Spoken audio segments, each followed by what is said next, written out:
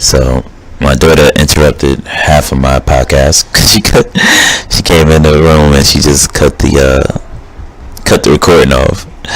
But it's all good. That's the part of her I let enjoy herself. We bug out all the time, so I wasn't even mad when she did it. I just told her, go ahead, do what you do, baby. It's okay. I let her do her own little recording real quick, so she could hear herself on the mic and how she sounds. She laughed and ran off like she was scared for her life. But it's all good. But that's a part of being a parent, though. You know what I mean? Like, if like I said, I was talking about the whole AC, going to AC. Like, when you're from Jersey, you go to AC a lot. Most people go to AC a lot. I ain't gonna lie. That's a part of being from Jersey. It's a casino town. You could go down there, get your money up, and keep it moving, or whatever the case may be. Me, on the other hand, I was never like big on that, because like I said, I was my boy Mir was the leader of the bullshit. We was in his house. I think we was like 11 or 12 at the most. I'm gonna say 11 or 12 because it's so hard to remember exactly what age. I'm leaning more towards 12 because that's when we started being like, grabbing on girls' booties and stuff. We was young and they was feeling on us, we was feeling on them. So it's around that time the hormones kicking in. So I never forget my boy Mecca. He was like 10 or 11. He was always like a year or two younger than us. We was out there, I always knew how to roll dice because I watched my brother roll dice, watched my father roll dice, my uncles. I knew the game. I knew what it was, you know what I'm saying? Mir, he had his time where, his uncles and his cousins, they did the same thing. He knew what it was too. Mecca didn't really know that much, but we had other homies. We always trying to teach him the game or whatever. So he done came out the house with probably like $6-7. His allowance money probably was like $20. So he had like $26. I ain't get allowance. I could ask my pops for some money when he had it, especially if he had to come up that week. I definitely was gonna get like $10-20 if it was a come up. Or if I knew he had got paid and he didn't gamble, so he had his extra money because he didn't gamble nothing, paid his bills, so he had a little extra bread. I could ask him like, hey pops, let me get $5, and I'll flip that $5 however I gotta flip it, and I'll be with Mir and I'll be with my nigga Al. We go do somebody lawn, grow somebody lawn, or clean up their backyard for them neighbors. We get paid off that. So we had our little bit of money. We fake flossing. 12 years old. You know what I'm saying? $10 was a lot back in those times, because you go get a sandwich for $3 or $2.50, nice little hearty sandwich, and then you get your CNC soda and some chips, and you still got enough money to go get some candy and some more chips. So you was good for like a week if you had $10. So, we sitting up there, we playing around, we betting, throwing the dice. I went like 50 cents.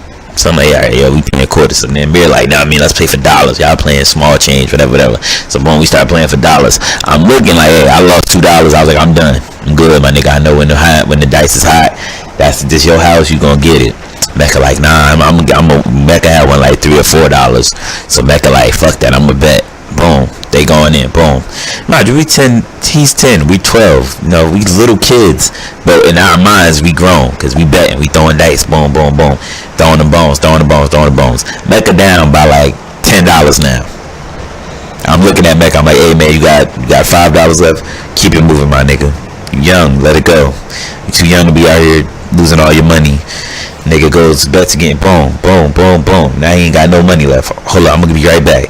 He goes in the house, steals his father's change, comes back out the house. Mind you, his father's Nigerian, straight African, real nigga talking. I'll kill you, chop your foot off, even though you my son type shit, especially for some stealing. So boom, he out there, boom, still throwing him. I'm looking, I said, motherfucker, this nigga done lost all his money and his father change that he stole. So now you stole your father's money, you didn't get it to put it back, and now you broke and you going home broke. Mir done came up $20.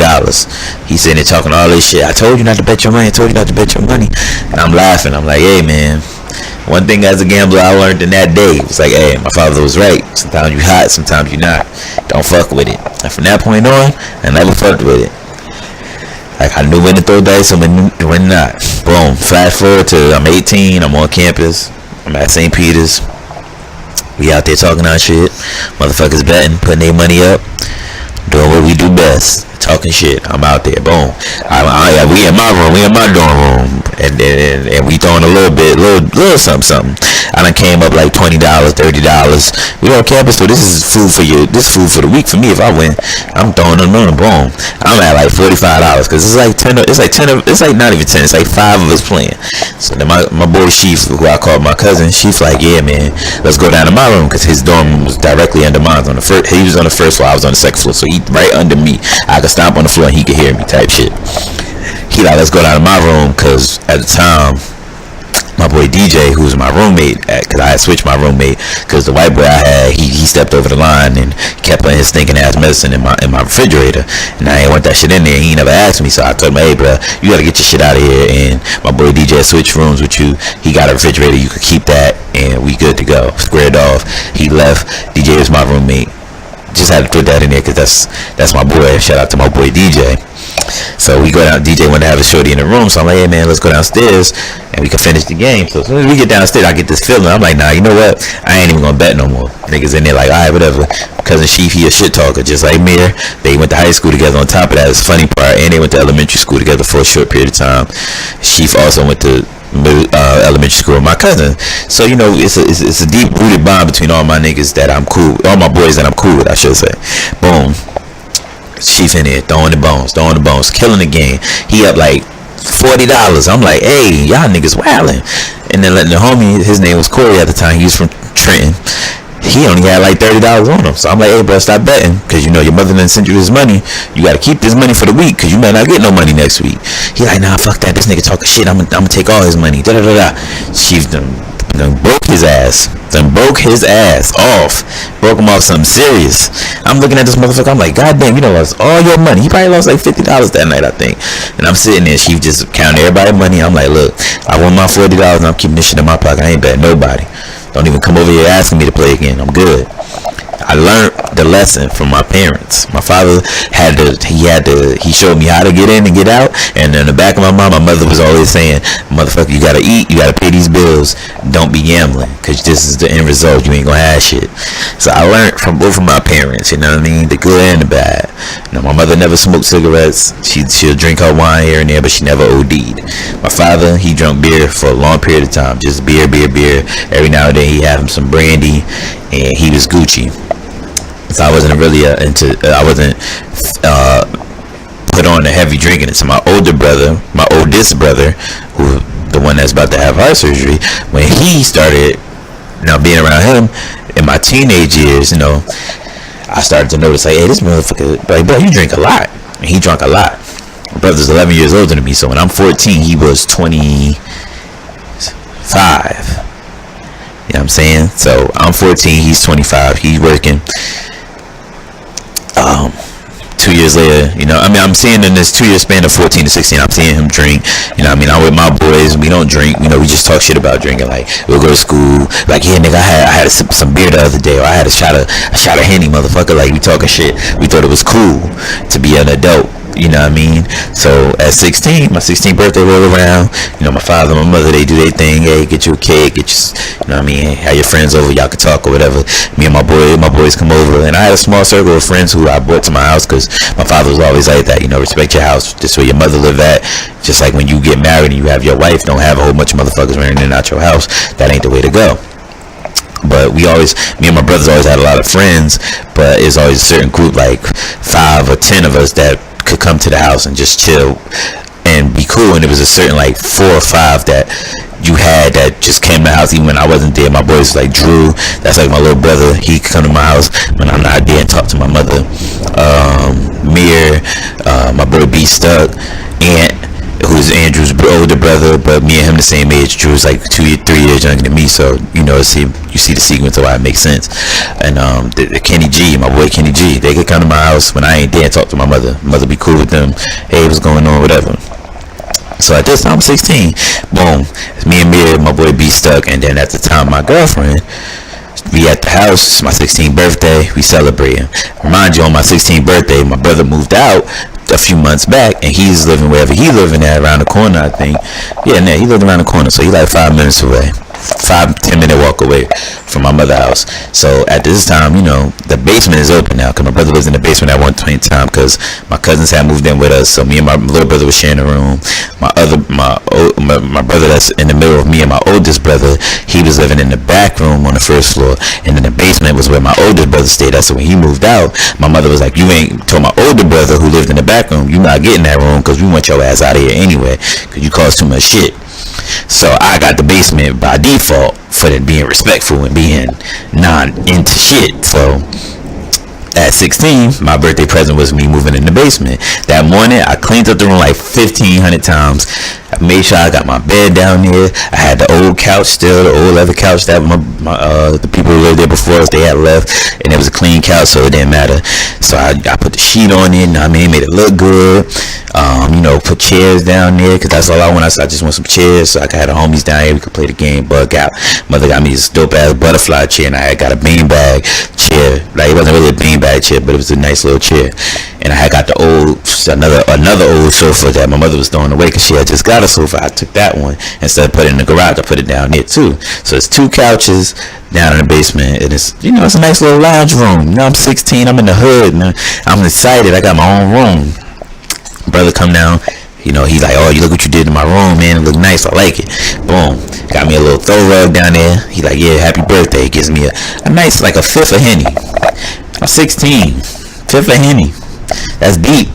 You know what I'm saying? You should have gave me something else. You could have gave me, a gift card. Anything. You gave me a fifth of Henny. I think a fifth, because it was big. It was some big shit. It wasn't no little shit. So I'm like, damn. I'm like, alright. So I call the homies over. They come over. We eat cake and ice cream. Well, not eat cake and ice cream. I like ice cream cake. So we got a nice little taste of some ice cream cake. My girl over there. We 16. I'm 16. This is my first night in my first room by myself. I should be ecstatic. Like, hey, my nigga, I'm sitting here trying to figure out how I'm gonna drink this fifth before my brother come back. Not realizing, like, hey, man, you shouldn't be drinking. You 16. Get your life together. But, things happen. So, boom. I'm like, alright, listen. This is what I'm gonna do. Boys, we all take a shot. Boom, boom. Like, hey, we outside of in front of my house. My mother upstairs and my father in their room chilling. My little cousins they in their room chilling, and my little brother in his room chilling. Cause my little brother ended up having a room by himself. Cause the girls had their room. The girls had the bigger room. Cause it's them two. It's two, and then it's the baby. So they had their bunk bed, and then my little cousin, the baby, she had her own little bed, and then my little brother had the little small room off from my parents' room. It was a small room. Don't think that we in the mansion in the hood. It's literally like the rooms was right next to each other and the bathroom was right by the stairs. So everybody had their little space. It seemed like a lot because there was a lot of people in there, but it was small, trust me. So it wasn't small like Death Defying small though, but it was small. It was medium. It was medium small. It's medium. It's medium right in the middle. So I'm like, yeah, man. Oh, damn.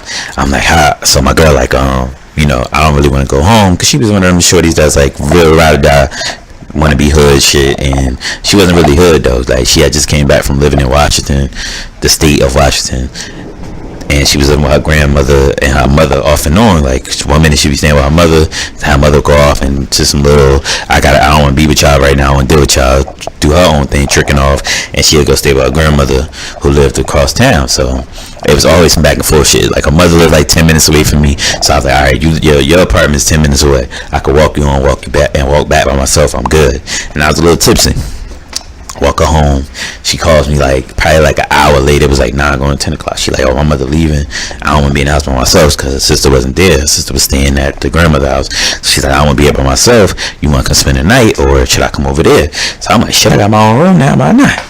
Now, and the reason why I'm bringing all this up is because your common sense kick in of your parents. My parents raised me, you know what I mean? I seen my brothers get into shit of having shorties over spending the night. So I'm like, you being dumb, but liquor is the influence. My older brother's my influence as usual.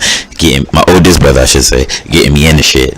And seeing my older brother, the one that lived in the back room, not being successful with his shit, I automatically knew the rights and the wrongs of how to get away with doing the shit I did. So 16, I'm 16, got my own room, basement apartment, basically. I'm that nigga. Side door is right directly next to the basement door, so if I let you in the side door, you won't even hear the door open, because there wasn't no alarm system, so you wouldn't even hear the side door open. You only hear the outside side door open, because the outside side door was wooden, so the shit was loud. It was old, it was loud. So I'm like, I'm gonna finesse this shit. Boom, I walk out, I go outside and I'm throwing out the garbage. I locked the door, because I had the keys to the side door too. So boom, go take that walk, pick up, we walk back. So boom, alright, let's go. Get head back to the house. She like, oh, I'm scared to spend the night because, you know, your mother crazy. I'm like, hey, man, don't worry about it. We got this. I got school tomorrow. My mother don't ever come all the way down the stairs when she wake anybody up in the basement. Because I used to sleep in my brother's room all the time. Even when he did live there, I was, you know, sneak in his room and spend the night because I'm on the phone. And I know he wasn't coming home. So my mother would never come all the way downstairs. She'll just come halfway, or she'll open the door and say, hey, you wake up, it's time to go to school or whatever. I'm like, cool. So we in the bed, knocked out. Boom. We was drinking a little bit. You know, she gave me some ass. I'm 16. I wasn't a virgin at this time, so it didn't matter anyway. I was her first though, but at this time we had passed that first stage already. We done did it a few times. So boom, we get it in. Boom, go to sleep. Never being aware that you're young and you're drinking, you don't know what a hangover is. You're just doing this. Wake up. It's like 6:30. I'm like, yeah, I got like a half hour to get up because, you know, I ain't got to get up till 7. So I wake up. I'm like, yo, what you want to do? She's like, I don't really want to go nowhere because she went to night school. Might I add you, she went to night school. So when I would get up in the morning and go to school, she would be sleeping all day and then go to school at 3 and get out at 7. So it was whatever. Boom. I'm like, hey, man, fuck it. I'm going to go. Boom. Mother come downstairs. I'm already upstairs. She's like, oh, you up early? I'm like, yeah, I got a little headache or whatever. She's like, She's like, you probably was doing something you had no business doing last night because of your birthday. I'm like, no, I was just chilling. Just got a little headache. Take some medicine and I'm be good. She's like, all right. Lo and behold, I wasn't going to school that day. I wasn't beat. So my mother, I took my little brother and them to school like I always do. And I just went back home. Like, fuck that shit. I got dressed, act like my girl was still sleeping in the bed. I act like I was that nigga. Got dressed all fresh. Walked up that hill, took the kids to school, and I came back down here like I always do, make it look like I was going to catch the bus. My mother was already going at this time because she used to leave at 7:30. Father been left at like 5:30 in the morning, go to work. He ain't never come downstairs. He ain't never give a fuck about what was going on in that basement. As long as the fucking heat was working and the water was flowing out the fucking out the house, he didn't come downstairs. So I'm like, alright, cool. Go back in the crib, make some breakfast, wake up, eat breakfast, chilling all day. In the back of my mind, I'm not thinking about my father. He comes home at 2:30 sometimes. Sometimes he'll pick the kids up and go bust his move and go back to then go to his second job, or he'll just chill at the crib for a minute and go to his second job late because he was like the manager over there at the little spot for the security at the time. It was security at that time too, so yeah. So boom, I'm like, alright, cool. I'm chilling. It's like 2 o'clock roll around. Ding ding ding, it hit me. I say, hey, yo, let's go. Get up. Let's go. Boom. You gotta go home, go to school. She goes to school. I'll come back. I got my book bag on, being smart. I left with my book bag because I knew if I didn't leave with my book bag, my father would have been on some shit. I'm thinking I'm the man. Boom, got it off. So I gave it to the crib. He pull up. It's like 2:55. So I done elapsed enough time to where, because we used to get out of school at 2:40, so I catch the bus. If you got out of school at 2:40 on the dot, caught the bus right up the hill, the first 31 that you was on, well, we had buses waiting outside for us, but still, you got on that first 31 that was waiting there, you was able to get home by 2:50, 2:55 if you was running. So he looking at me, he like, nigga, I know you ain't go to school today, nigga. You was just drinking last night. I know you ain't go to school. I know that girl was here. I say, ain't nobody, what you talking about? He said, cause I know you. Trust me. Don't think I don't know you. I know you. He was like, I'm gonna let you get away with it because it's your birthday, but all that drinking shit, you cut that shit the fuck out right now, because drinking ain't gonna get you nowhere. You're gonna end up fucked up in the game. You're gonna end up just like your brother out here fucking doing dumb shit. So I'm like, alright. I'm like, goddamn, how did he catch me? How the fuck did he catch me? Mind you, my mother ain't never say shit. My mother act like she ain't know shit. My mother said it to him the night before he told me eventually one day. Like, yeah, I heard the nigga coming in the house. My mother knew how every sound was in the house. She said, I heard 2 people going down the stairs, and I heard this nigga in the morning getting up. That nigga don't wake up early like that except to use the bathroom. And now that he got a bathroom in the basement, because at the time the basement and bathroom worked, I was like, she was like, that nigga could have just peed downstairs. He came all the way upstairs because he was trying to see if we was up, because he didn't want to get caught slipping. I ain't stupid. And I was like, God damn it. I'm like, how the fuck did she know this shit? My mother was a master of knowing shit she wasn't supposed to know. So I never tried to get over my mother again at that point. I mean, of course I had other shorties spend the night after that and all that other stuff. But at that point, it was like at 16, 17, I didn't really do it as much. It was periodic for a time with her, because that was my girl that was going through some shit, and how my mother got along, so my mother really didn't care when she spent the night. But after her, it was kind of like slow for all that shit. It wasn't beat. But I say that to say that my parents let me do shit to a degree. It was always to a degree. You get the experience, but make sure you understand that the consequences come with these actions. So I learned all that shit, and I'm like, God damn. And like, my father always let me be the questioning type, like, hey, you guys, as many questions as you want, just don't disrespect me and be good. So after all that, you learn all this shit growing up. You pay attention, and then now you have to reverse. Not even reverse. You have to basically retool yourself to teach this to your child, and take these lessons that you learned as a child to be a parent. And if you forget those, you end up with situations where you become an example of exactly what you didn't want your kids to be, in the sense of Kanye has gonna have to deal with all this shit that he's saying now, because you've given us uninformed. You opening the door for us, but you gotta understand, being a door opener sometimes leads you to consequences of your own thought. You have to eventually deal with your kids when they grow up and they see these things, speeches of you being, not even speeches, interviews where you're talking out of term. You're not as informed about a situation, and you're just talking recklessly, or you're talking dangerously to a degree, and all this stuff is at the magnitude he's at, is going to be crucifying your kids when they get older. Their thoughts may be a little misleading as far as addressing you with a situation, because they're like, well, damn, my father was talking all this bullshit when he was that age. I don't think he's the best person to talk to about this. He gives me advice, I ain't gonna really take it, because look what the fuck he was talking about when he was my age, or at that age, or doing the dumb shit he was doing, whatever the case may be. However they choose to spend it on, they can spend it. And that's why I bring up the whole parenting thing. As a parent, you have to always understand that raising your kids, you have to learn from your experiences, and your experiences eventually help your child become a better person in life. You take all your bad experience and all your good experience, you mold them up into the ideals and morals and principles and values that you want your child to have. You wasn't raised by your father, you try to be the best father you could be. If you wasn't raised by your mother, you try to be more nurturing and more motherly. You know what I'm saying? We all try to make up for things. Even the Quincy Jones. Oh man, I forgot to talk about Quincy Jones. The Quincy Jones, if you get a chance, watch the Quincy Jones on Netflix. That junk is dope. That documentary is definitely dope. He grew up without his mother too. His mother was schizophrenic, and this is in the late 30s. He was growing up in Chicago. His father worked hard. His father couldn't help raising him because he had to work his jobs and make sure they had money and food. So he ended up getting raised by his grandmother. But his whole life, he talked about how he didn't grow up with a nurturing person in his life, so he had a hard time being a father and being nurturing to his kids. And that's probably why he felt like, a lot of his marriages failed, because he was so focused on work that he was focused on running to get to this race that inevitably wasn't going to benefit him as much as he thought it would. But it did benefit him in a sense, because he provided a way for his kids to grow in the wealth, and they end up learning about him as a person later on in life, to help them be better adults and be better parents eventually. You know what I mean? It came full circle for him as he got older. When they were younger, they didn't know him like that, because he was always out here working. He was always out here making sure he could provide for them, and as well as advance himself before it all ended. And it's like, those things like that.